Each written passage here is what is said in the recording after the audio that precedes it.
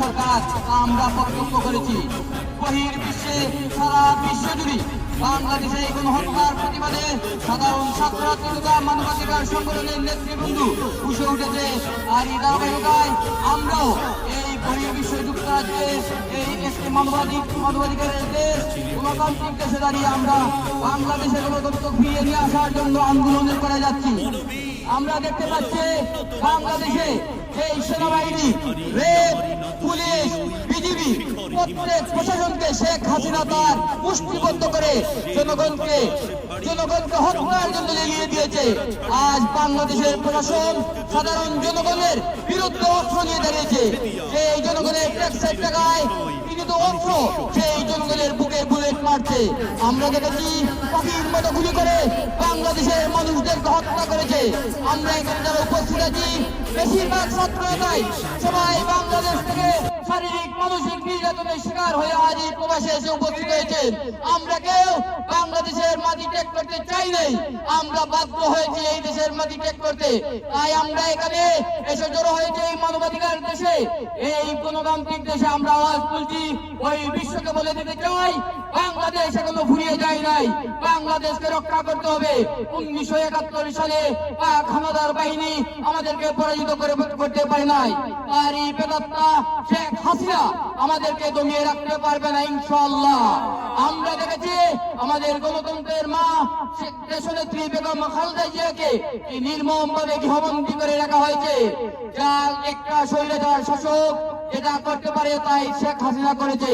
শেখ হাসিনাকে আমরা যতই উপবাদ দেই না কেন, যতই উপমা দিই না কেন, শেখ হাসিনার সেই উপমা শেষ নাই। শেখ হাসিনা স্বৈরাচার স্বৈরাচার স্বৈরাচার, শেখ হাসিনা রাজাকার রাজাকার রাজাকার। বাংলাদেশে রাজাকার সৃষ্টি করেছে শেখ হাসিনা।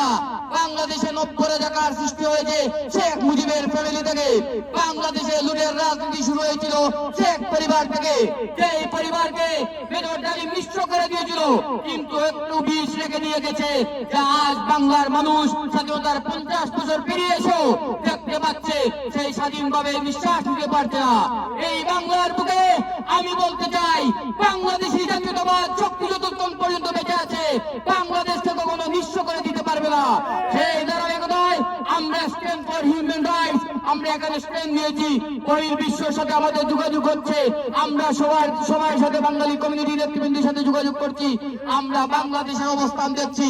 আমরা সবাইকে বলতে চাই যে বিশ্বের গণতান্ত্রিক দেশগুলো আছে সবার কাছে আমরা উদাত্ত আহ্বান, স্ট্যান্ড ফর হিউম্যান রাইটসের পক্ষ থেকে উদাত্ত আহ্বান, বিশ্ব মানবাধিকার জাগ্রত হোক।